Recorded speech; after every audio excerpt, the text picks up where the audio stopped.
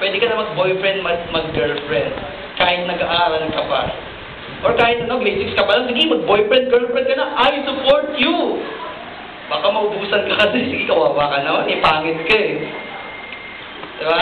Pero sino dito yung yung walang boyfriend, girlfriend kasi nag-aaral pa siya, priority niya,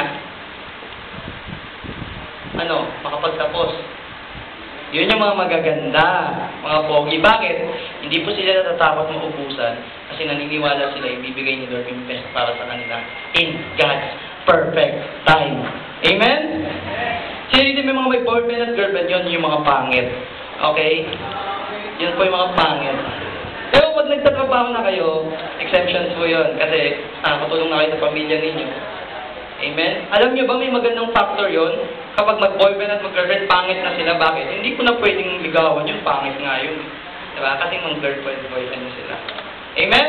Sino dito ang ayaw maging runaway disciple? Sabihin, amen na malakas. Sino dito ang magpapatuloy kay Lord at hindi tatakbo? Last point. Just simply obey and submit. No more problem. No problemo. Just learn how to obey and submit. Ang standard